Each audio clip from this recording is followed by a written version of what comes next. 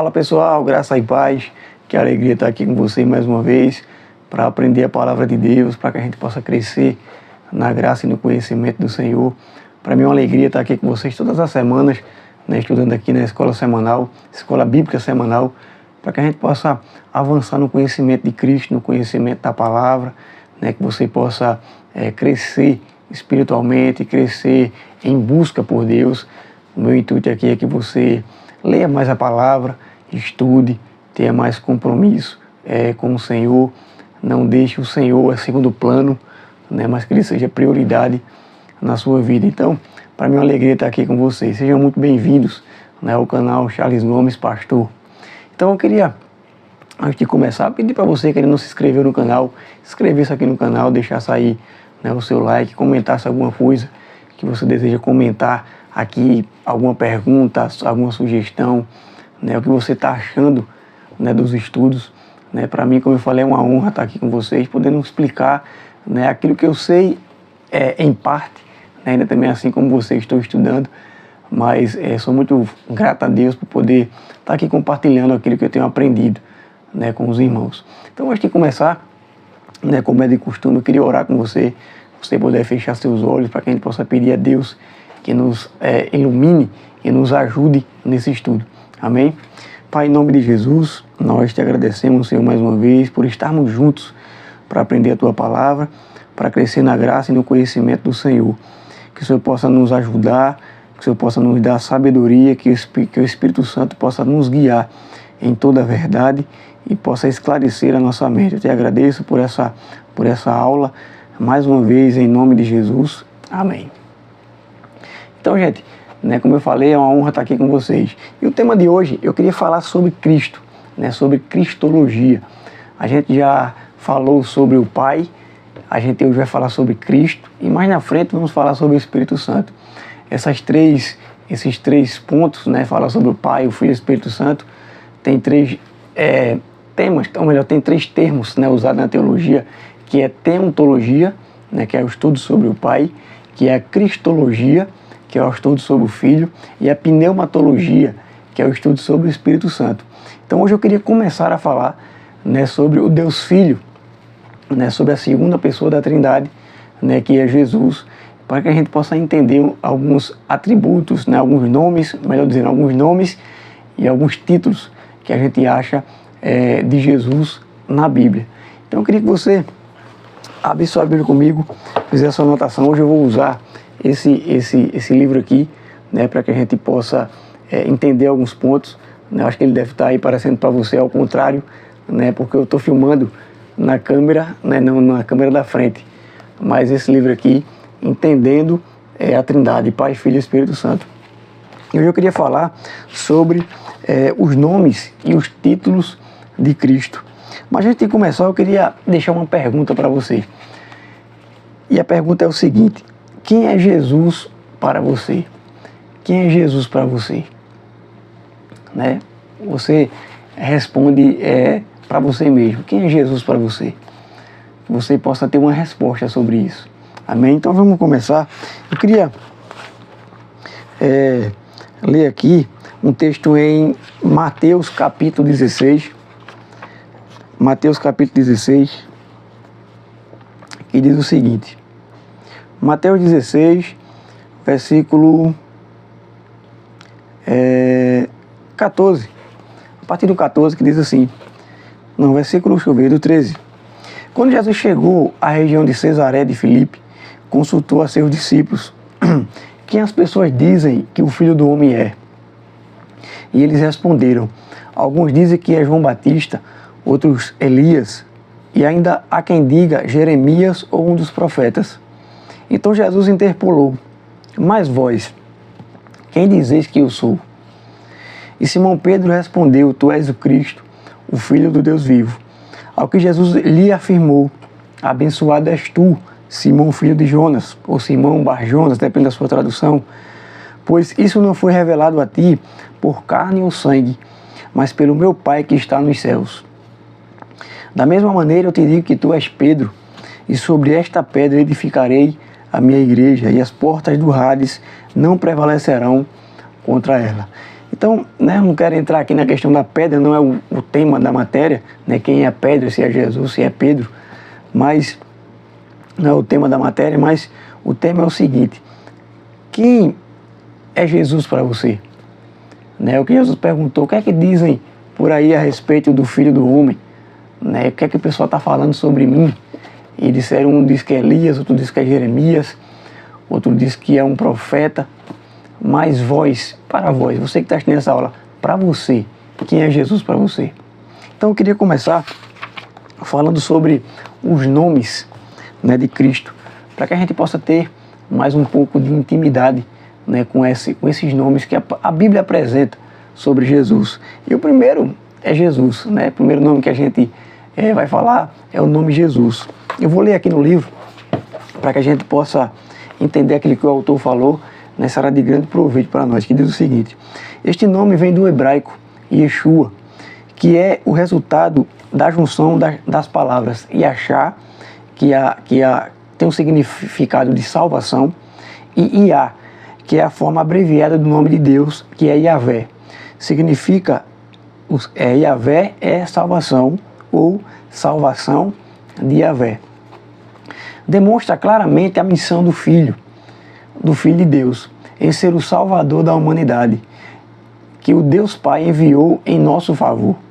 Este nome foi dado pelo próprio anjo Gabriel, quando veio revelar que Maria receberia o Messias pelo poder do Espírito Santo. E em Lucas capítulo 1, versículo 26 até o 31, se você quiser anotar para você ler depois, ou quiser abrir sua Bíblia aí, dá tempo. Lucas capítulo 1, versículo 26 ao 31, diz assim: então no 6º mês, Deus enviou o anjo Gabriel para Nazaré, uma cidade da Galileia, a uma virgem prometida em casamento ao certo homem chamado José, descendente de Davi, e o nome da virgem era Maria. O anjo chegou ao lugar onde ela estava e se aproximou. Ao se aproximar, lhe declarou: alegre-te, muito agraciada, o Senhor está contigo. Diante de tais palavras, Maria ficou intrigada, imaginando qual poderia ser o motivo daquele tipo de saudação. Mas o anjo lhe revelou: Maria, não temas, pois recebeste graça da parte de Deus. E eis que engravidarás e darás à luz um filho, a quem chamarás pelo nome de Jesus. Então esse nome Jesus, ele aparece, né, no Evangelho de Lucas, né, pronunciado por meio do anjo Gabriel a Maria, que estava grávida, né, do nosso Salvador. A Bíblia diz que o Espírito Santo a envolveu, né, e colocou, vamos dizer assim, Jesus no ventre de Maria. E ele veio a ser o nosso Salvador. Então, Yeshua era um nome comum nos dias de Jesus, mas com certeza esse nome se encaixa melhor nele do que em qualquer outra pessoa. Os nomes Josué, Oséias e Jesua, que também aparece na Bíblia, são variações da mesma raiz. Então, o que significa o nome Jesus? Significa Deus salva, o Senhor salva, o salvação de Yahvé. Então, esse é o primeiro nome, né, de Jesus. Segundo nome, Cristo. Quer dizer o nome Cristo? É o equivalente grego do termo hebraico Messias. Então, Cristo e Messias é a mesma coisa. O que quer dizer? O significado é ungido. Então, Jesus, ele é ungido, o Messias, né, o Cristo, que significa ungido. No Antigo Testamento era comum os reis serem chamados de ungidos, mas diversas profecias bíblicas profetizavam a vinda do ungido. Então não era um ungido comum, né, como um rei da época, era o ungido, né, falando a respeito de Cristo, a respeito de Jesus. Aquele que cumpriria as profecias messiânicas, como por exemplo, Salmos capítulo 2, versículo 2 ao 9, diz assim: os reis da terra tomam posição e os governantes conspiram, unidos contra o Senhor e contra o seu ungido. Do seu trono nos céus, o Senhor põe-se a rir e caçoa deles. O Senhor põe-se a rir e caçoa deles, dizendo: eu mesmo estabeleci o meu rei em Sião, no meu santo monte. Proclamarei o decreto do Senhor. Ele me disse: tu és meu filho, eu hoje te gerei. Pede-me e te darei as nações como herança e os confins da terra como tua propriedade. Tu és tu as quebrarás com vara de ferro, e as despedaçarás como a um vaso de barro. Então, no Salmo 2, nós já vemos, né, falando sobre o ungido, e esse ungido, né, que as nações conspiram contra, é Jesus, é o Cristo. Então, outro salmo, capítulo, deixa eu abrir aqui, Isaías 61. Isaías 61, versículo do 1 ao 3, diz assim: eis que o Espírito do Senhor soberano está sobre mim. Esse mesmo texto, Jesus lê ele em Lucas capítulo 4, né, quando ele começa o seu ministério, ele entra na sinagoga e ele pega o livro do profeta Isaías, que é esse texto aqui que a gente vai ler agora, pega esse texto e ele lê a respeito de si mesmo.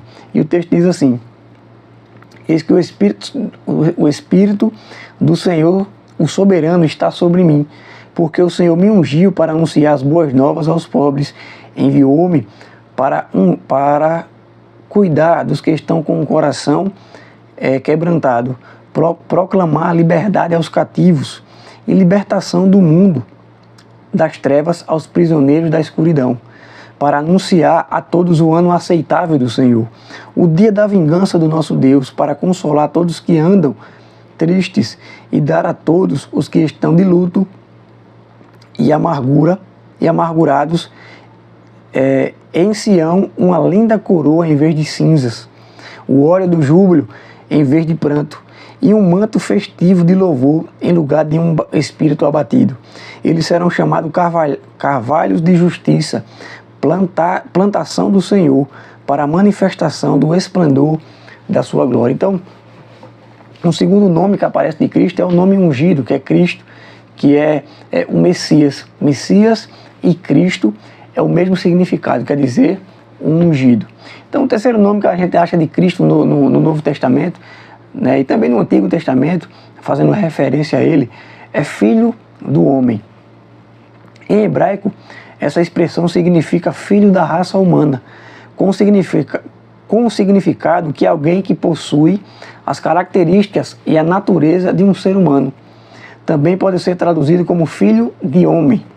Então, no Antigo Testamento, essa expressão era um título messiânico, principalmente por causa do profeta Daniel, que falou a respeito da vinda do Messias, como filho do homem, vindo com as nuvens do céu. Então, Daniel capítulo 7, versículo 13 e 14, diz assim: em minha visão à noite, vi alguém semelhante a um filho de homem, vindo com as nuvens dos céus. E ele se aproximou do ancião e foi conduzido à sua presença. Ele recebeu autoridade, glória e o reino. Todos os povos, nações e homens de todas as línguas o adoravam. Seu domínio é o domínio eterno, que não acabará, e seu reino jamais será destruído. Então, o nome Filho do Homem, nessa expressão, esse nome Filho do Homem também é um dos nomes de Cristo. Você vê isso também no Novo Testamento. Por exemplo, aqui está falando já de outro texto, mas esse nome Filho do Homem, Jesus fala sobre isso, né? O que é que as pessoas falam a respeito do Filho do Homem? Ele se identificava com esse nome, Filho do Homem também. Então, o que é que significa isso? Isso significa que Jesus se identifica com a nossa natureza humana, né? Se identifica como um ser humano, como nós. Então, se ele não fosse um ser humano como nós, ele não poderia pagar o preço, por exemplo, do pecado.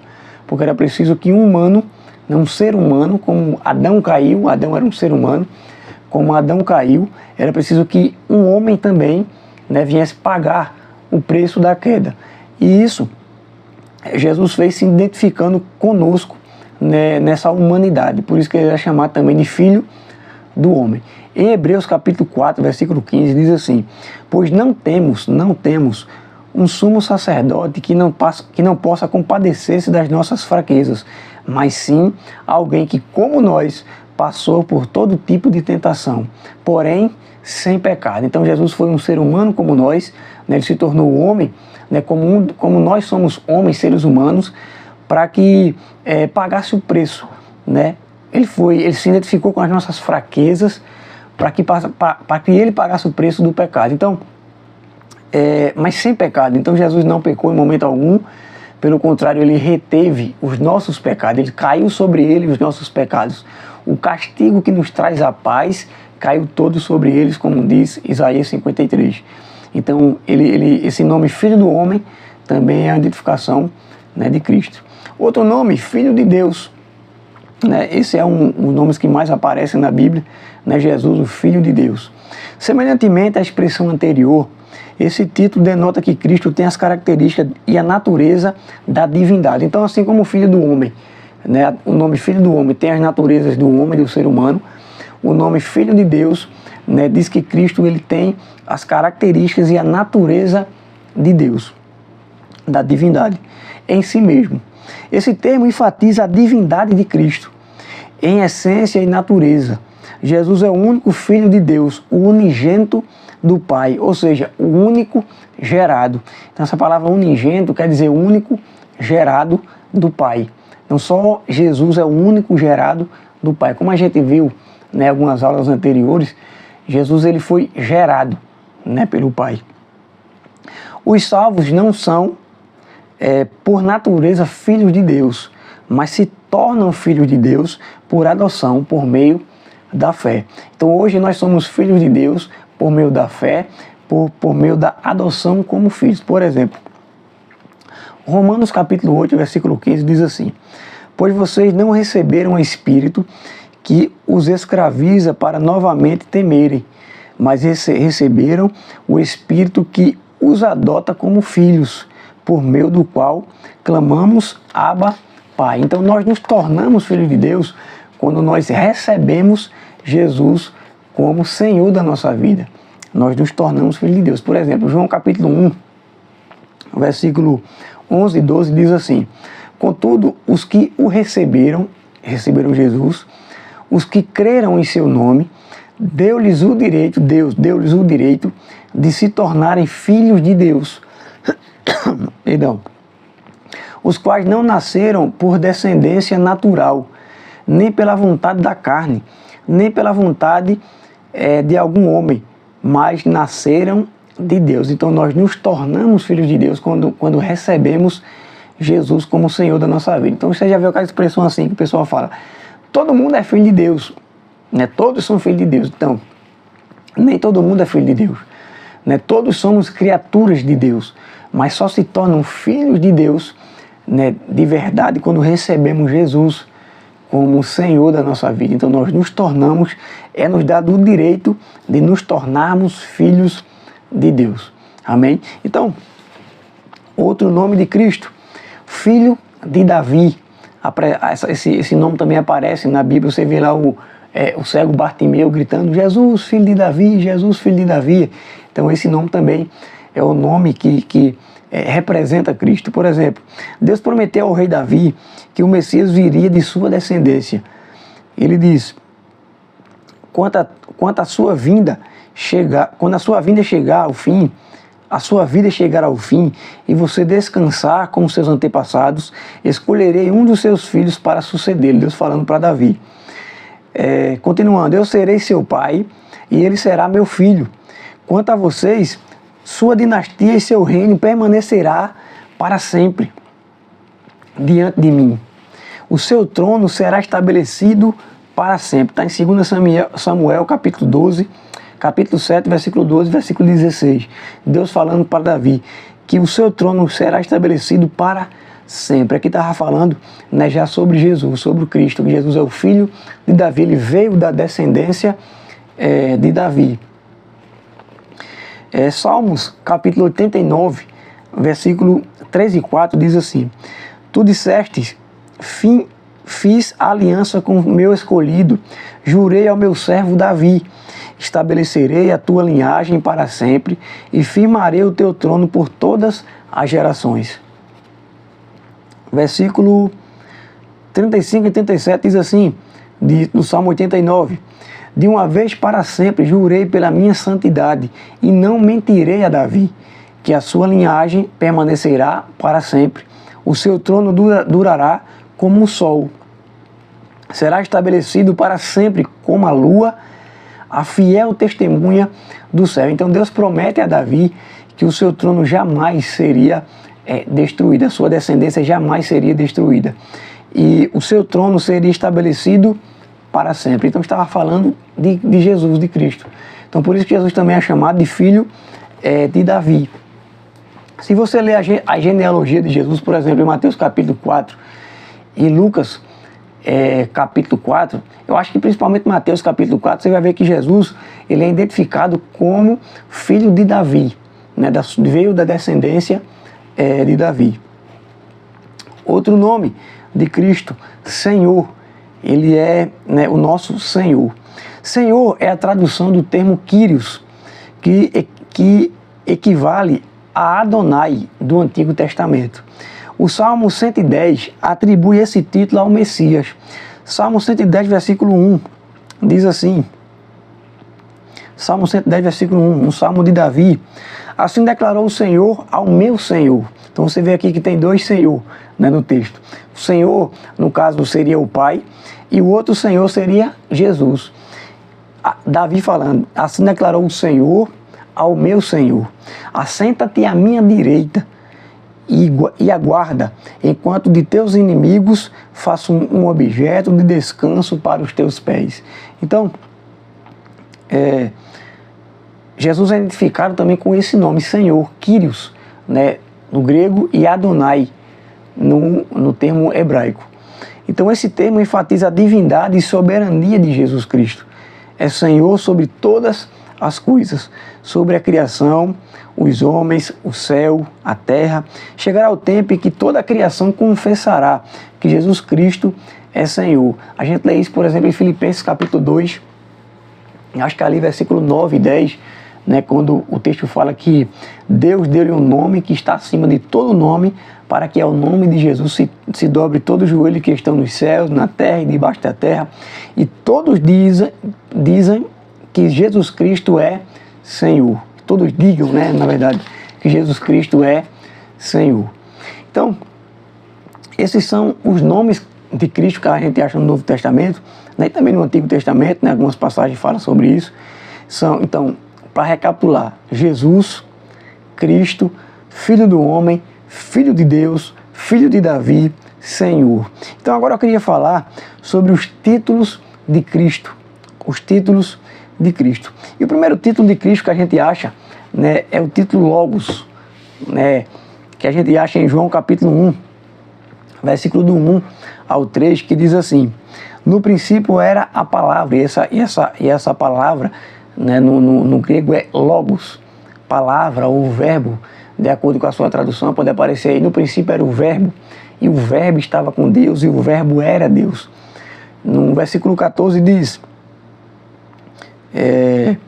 e a palavra e o verbo, né, e o Logos, se fez carne e habitou entre nós. Vimos a sua glória, glória como a do unigênito do Pai, cheio de graça e de verdade.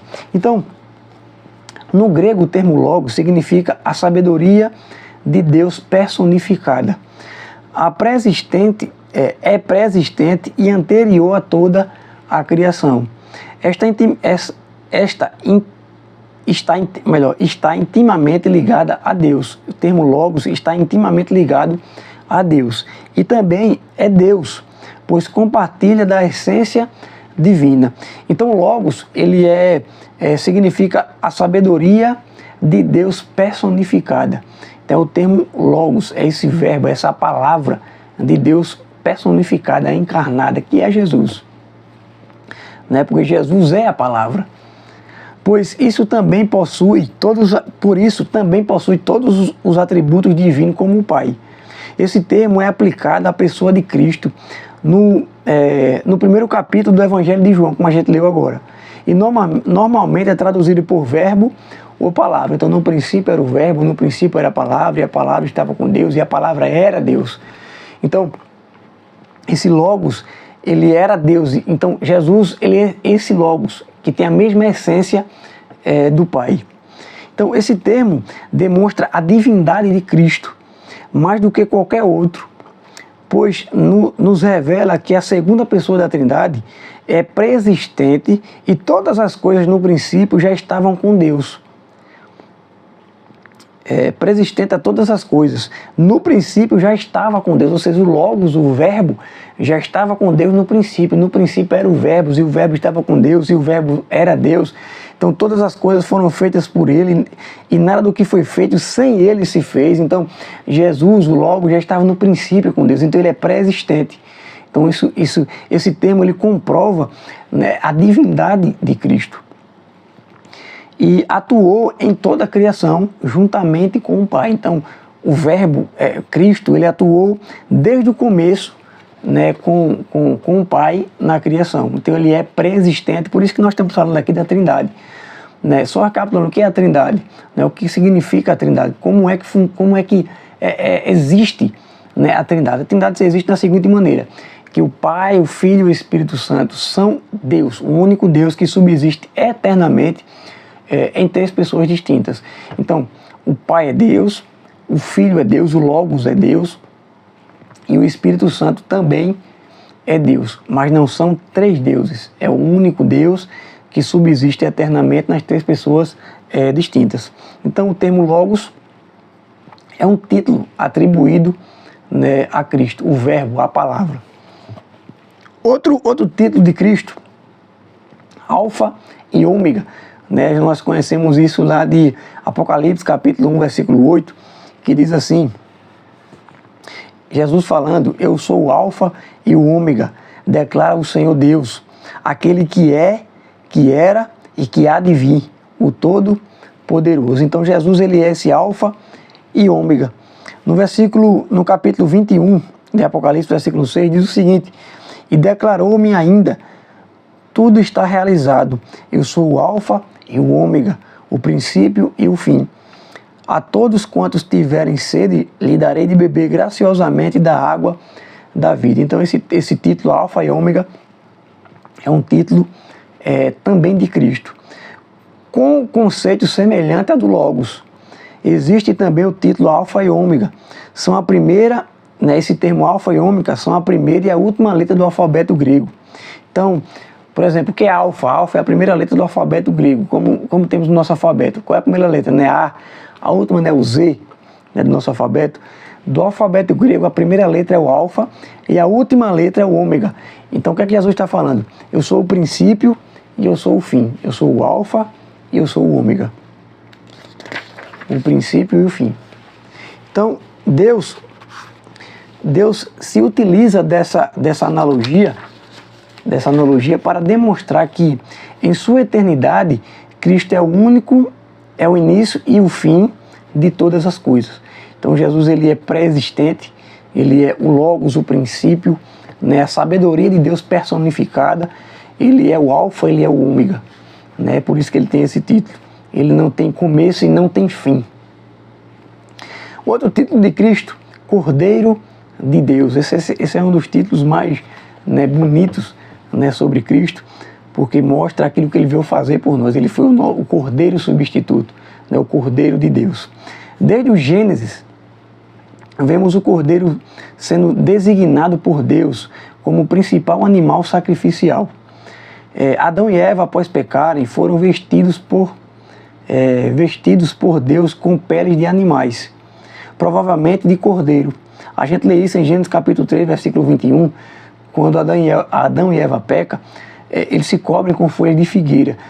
Mas Deus ele cobre eles, né, com peles, né, de um animal, de um cordeiro. Então isso mostra que desde o princípio a simbologia do cordeiro, né, desde Gênesis Deus já estava demonstrando que ele iria fazer, né, mais na frente. Abel, né, o filho de Adão e Eva, o primeiro pecuarista, já oferecia sacrifícios de cordeiro a Deus. Gênesis capítulo 4, versículo 4, né, fala sobre isso. Abel, por sua vez, ofereceu as primícias e a gordura de seu rebanho. Ora, o Senhor aceitou com alegria Abel e sua oferta. Então, desde o começo, o cordeiro já era identificado, né, com Cristo, desde lá de Gênesis. Após o dilúvio, Noé ofereceu sacrifícios animais considerados puros a Deus, o que provavelmente incluía também o cordeiro. Em Gênesis capítulo 8, versículo 20, e 21. Abraão recebeu de Deus um cordeiro para substituir seu filho Isaque em sacrifício. Gênesis capítulo 22, versículo do 8 até o 13. Né, quando ele está lá no monte, né, se não me engano é o Monte Moriá, né, se não me engano. Ele vai entregar, né, sacrificar o seu filho Isaque, mas de repente aparece um cordeiro. Então o cordeiro é colocado no lugar de Isaque, fazendo uma simbologia daquilo que aconteceria conosco, em que o cordeiro de Deus, que é Jesus, tomaria, né, o nosso lugar. Quando quando João Batista está pregando ali no Jordão e batizando o povo, e Jesus aparece, né, naquele momento para ser batizado também, em João capítulo 1, versículo 29 e 30 diz assim: no dia seguinte João viu Jesus aproximando-se e disse: vejam, é o Cordeiro de Deus que tira o pecado do mundo. Este é aquele a quem eu me referi quando disse: vem depois de mim um homem que é superior a mim, porque já existia antes de mim. Então, João identifica Jesus como o Cordeiro de Deus que tira o pecado do mundo, que foi o nosso substituto e pagou o preço do pecado. O pecado em que nós não poderíamos pagar esse preço, mas Jesus, como o Cordeiro de Deus, ele pagou o preço, né? Ele tirou, ele não só cobriu o pecado, como os cordeiros do Antigo Testamento faziam, né? Que ano após ano o sumo sacerdote tinha que oferecer um cordeiro para cobrir o pecado do povo. Mas Jesus não foi um paliativo, Jesus foi a definição, né, o último cordeiro, vamos dizer assim, do sacrifício da lei cerimonial, em que pagou o preço do nosso pecado e nos livrou, né, desse poder do pecado. Então eu e você hoje estamos livres do pecado, eu e você hoje pecamos, né, por acidente e não porque nós queremos, porque o pecado não tem mais domínio sobre nós, como disse Paulo em Romanos. Então hoje podemos viver longe do pecado. Então Jesus, ele é esse Cordeiro de Deus. Paulo diz em 1 Coríntios capítulo 5, versículo 7, que Jesus é o nosso Cordeiro Pascal. Ou seja, é aquele que nos libertou. Assim como o povo lá no Egito, em Gênesis capítulo 12, ou melhor, Êxodo capítulo 12, sacrificou um cordeiro, comeu o cordeiro, né, e saiu do Egito, saiu da escravidão. Né, e aquele cordeiro simbolizava essa Páscoa, essa passagem, né, da escravidão para uma liberdade. Então Jesus, né, é nosso Cordeiro Pascual. 1 Coríntios capítulo 5, versículo 7, Paulo diz isso. Então outro título de Jesus é Leão da tribo de Judá, que título maravilhoso de Cristo. Então, em sua primeira vinda, o Messias veio humilde e submisso como um cordeiro. Então Jesus foi um cordeiro, mas Cristo tem uma dupla natureza. Ele não é somente cordeiro, mas também é leão, o leão da tribo de Judá. A origem desse termo está em Gênesis capítulo 49, versículo 9 e 10, que diz o seguinte: Judá é como um leão jovem, quando ataca e mata sua presa. Como um grande leão se assenta e deita-se como uma forte leoa, quem tem coragem de perturbá-lo. Portanto, o cetro não se apartará de Judá, nem o bastão de comando de sua posteridade, até que venha Siló, aquele a quem o cetro pertence. A ele obedeçam todos os povos da terra. Aqui também vê outro título de Jesus, que é Siló. Mas o termo leão da tribo de Judá é porque Jesus vem da descendência de Judá, da tribo de Judá, da tribo que Davi também fazia parte. Então, Judá, leão da tribo de Judá, é um dos títulos também de Jesus. O leão é o rei dos animais, que ataca, destrói, subjuga seus inimigos, estabelece seu domínio. Por isso, Cristo voltará a este mundo como um leão. Então ele morreu como um cordeiro, cordeiro de Deus, mas voltará como um leão para julgar o mundo e estabelecer o seu reino. Apocalipse capítulo 5, versículo 5 diz assim: eis que o leão da tribo de Judá, a raiz de Davi, venceu. Então ele virá e ele trará esse domínio, esse reino, esse completo reino de Deus para a terra. Amém? Então, outro título de Cristo, a porta, o caminho, né? Os dois títulos aqui de Cristo, a porta e o caminho. Em João capítulo 10, versículo 9, diz assim, Jesus fala: eu sou a porta, quem entra por mim será salvo, entrará e sairá e ficará em segurança. Em João capítulo 14, versículo 6, Jesus fala: eu sou o caminho, a verdade e a vida, e ninguém vem a mim, a não ser, ninguém vem ao Pai, a não ser por mim. Então Jesus é a porta, Jesus é o caminho. Esses títulos enfatizam que Jesus é o único meio pelo qual nós podemos ser salvos, ou seja, Ele é a porta. A salvação só por Cristo, só entrando por Cristo. Ele é o caminho, Ele é a porta. Ele é a porta para a salvação, o único caminho para Deus, o meio pelo qual os homens podem se achegar a Deus para serem salvos. Então, não há atalho, né? Não há caminhos paralelos. Jesus é o único, artigo definido, o único caminho que nos leva ao Pai, que nos leva a Deus. Amém? Outro título de Jesus, o pão do céu, né? Esse é outro título também bem bonito de Cristo.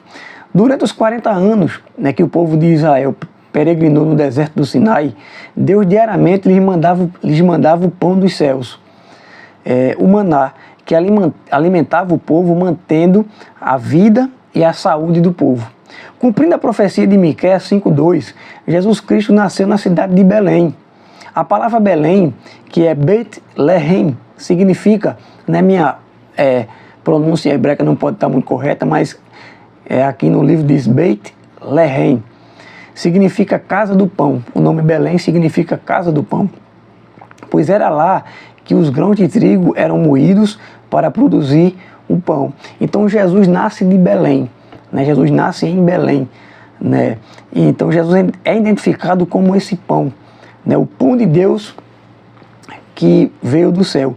E ele fala isso em João capítulo 6, versículo 31 até o 35, Jesus fala: nossos pais, o povo falando para ele, mas ele vai falar quem ele é. O povo diz: nossos pais comeram maná no deserto, como está escrito, ele lhes deu a comer o pão do céu. Respondeu-lhe então Jesus: em verdade vos asseguro, que não foi Moisés quem vos deu o pão do céu, mas é meu Pai quem vos dá o verdadeiro pão do céu. Pois o pão de Deus é o que desce do céu e dá a vida ao mundo. Então eles pediram a Jesus: Senhor, dá-nos sempre deste pão. Diante disso, Jesus ministrou-lhes, versículo 35, eu sou o pão da vida. Aquele que vem a mim jamais terá fome. Aquele que crê em mim jamais terá sede. Então Jesus também, ele é o pão do céu. O pão que caiu do céu, o verdadeiro pão, né, de Deus para nós. Outro título de Jesus, o bom pastor. Ele é o nosso bom pastor. Em João capítulo 10, versículo 11 ao 16, diz assim. João capítulo 10, do 11 ao 16. Jesus fala: eu sou o bom pastor. O pastor dá a sua vida pelas ovelhas, e ele já deu a sua vida pelas ovelhas. O mercenário, deixa eu abrir aqui de novo que saiu. O mercenário, que não é o pastor, a quem as ovelhas pertencem, vê a aproximação do lobo, abandona as ovelhas e foge. Ou seja, o verdadeiro pastor não abandona as ovelhas. O verdadeiro pastor permanece com as ovelhas e dá a vida pelas ovelhas. Jesus já deu a vida pelas ovelhas. Então ele fala: o mercenário foge, porque é um mercenário e não tem zelo pelas ovelhas. Eu sou o bom pastor, conheço as minhas ovelhas e eu sou conhecido por elas. Assim como o Pai me conhece e eu conheço o Pai, entrego minha vida pelas ovelhas. Ainda tenho outras ovelhas que não são desse aprisco, as quais devo da mesma maneira trazer. Elas ouvirão a minha voz, e haverá um só rebanho e um só pastor. Então ele é o nosso bom pastor.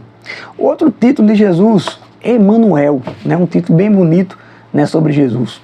O profeta Isaías, inspirado pelo Espírito Santo,